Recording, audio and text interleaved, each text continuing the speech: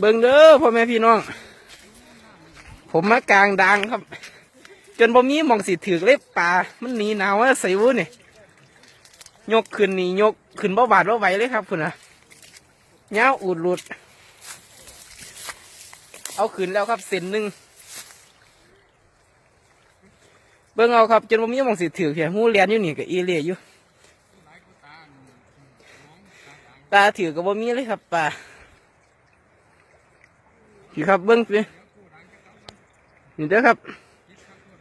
ผมมาใส่ปลาครับผมหน้าตาเสียเพราะใส่ถืออยู่หรอกครับปลาคุณนะป๊อดคุณนะจะบ่มีหม่องปลาสิถือเลยครับบ่มีหม่องฟิวเลยครับยาวอูดหลุดขันมันยุบแม่น้ำโค้งกับสิว่าอีกอย่างหนึ่งหนีหนาวเสียวครับบ่มีตาสิถือครับมือถ่าเขาอยู่มันครับคุณน่ะเบิ้งผมยกให้เบิ้งเด้อคุณน่ะเปิดสุดเดี๋ยวปรับกล่องไหนกันขนาดดังแข็งเลยนี่ยังบ่มีองสิถือคุณน่ะพ่อแม่พี่น้องคุณน่ะสุดคุณน่ะยาวอูดหลุดเลยเสียจังไงนี่มันก็สิปลดแล้วนี่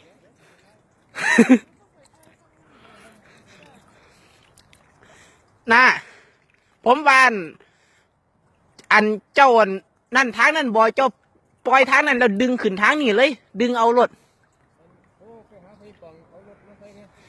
พยี่ป่องอยู่ขอนแก่นหมดแล้ว พยี่ป่องว่าเห็นหรอกนี่คุณเอาโซ่พยี่ป่องสิถือเลยครับบอหน้าเจ้าเดี๋ยวผมดึงขึ้นให้อันปวดทางนั่นนะก็สิส่วนเอาคุณครับก็สิปล่อยทางนี่ครับมันเป็นน้ำแข็งพร้อมน้ำก็เป็นน้ำแข็งหนาวกันหนาวครับโอ้ยมองสิเฮ็ดยังไงเขาสิกินเบิดทันเดียเดี๋ยวไปเฮ็ดยังกินฮะคุณเนาะอูดรูด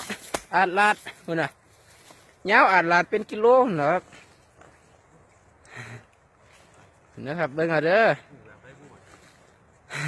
มันบ่มีหม่องสิปวดเอาหรอกครับคุณเนาะเขาเอิ้นปลาเอี้ยงนี่ครับนี่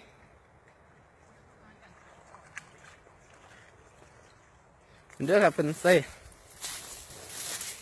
แล้วผมสิพามาเบิ่งใกล้ๆหมูถ้าติดกับติดอยู่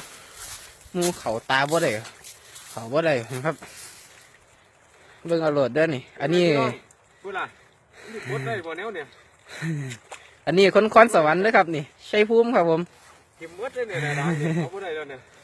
โอ้ยบ่มีหม่องปวดแล้วนี่โอ้ยนี่เลยสิปล่อยก็ปล่อยบ่ได้เด้นี่แต่ผมแก่ทางนั้นแหละครับนะเบิ่งเอาเด้อครับจุ่มไปที่ไหนครับยาวอุดหลุดครับ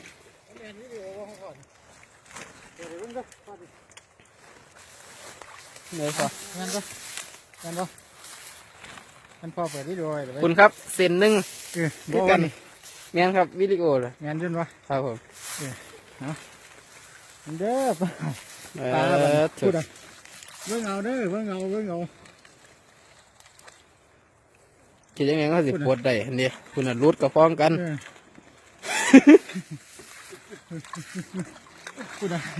อันนี้พอการ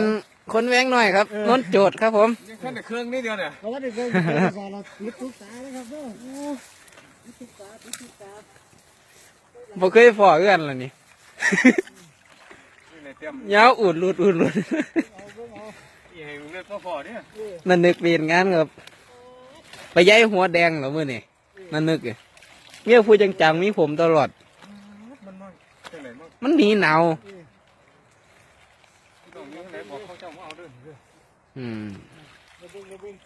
เบิ่งเด้อครับเบิ่งเด้อ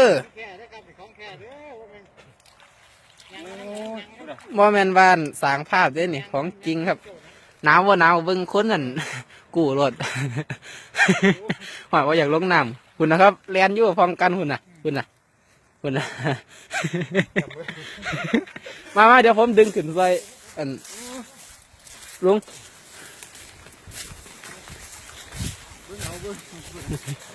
คนนะบ่บาดเอาไว้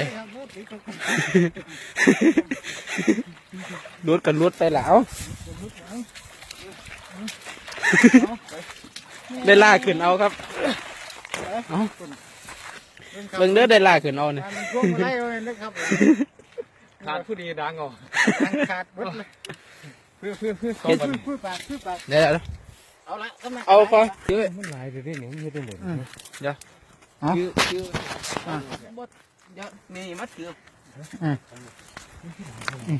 มันหนีหนาวมันหนีหนาวเดี๋ยวเอาถึงก่อนดังเป็นคุณจะยืนอยู่นะ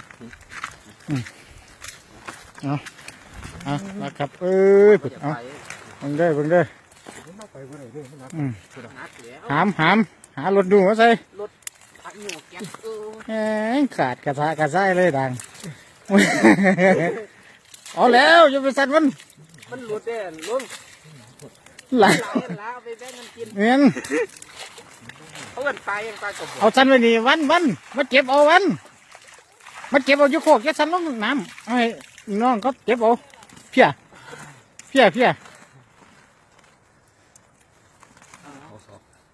ว่าผมใส่เสียตัวนี่มาส่วนเนาะมึงบัดเอาเต็มถุงแล้วล่ะอันนี้ปล่อยมันซะเอาหนูลงเอาปล่อยน้ำเนี่ยไหลปวดเอาเดี๋ยวให้วันมาเก็บเอาเนี้ยมาดูบ่เก็บเอาติวันกินมาเก็บเอาเงี้ยดูนี่มันเก็บยังไงพุ่งกระเซ็นนึงเอาซ้ำนี่เนาะตั้งมือกันที่เฮ็ดยังไงสิเอาขึ้นไปได้บ่ป้าฮัดบ่เคยพอเกี่ยคือแดงเขาก็คือว่ากันถ้าลงมากินมันทอดแซ่บตอนนี้เมื่อวันนั้นเอาไปมันว่ะมันกรอบครับเอาเต็มสอบเอาแล้วนะบันครับเอาละคุณน่ะเต็มสอบคุณน่ะเฮียทิ้งก็เต็มอยู่เดี๋ยวยังแก้ขึ้นไปอันนี้มันเต็มสอบแล้วนี่อุ้มเอาเฮียก็เต็มอยู่นั่นแหละเก็บเอาชุ่มมันย่อตัวไหนมันชุ่มดีรอดกับปล่อยมันไปเอาเท่านี้แหละเนาะครับส้มนี่แหละ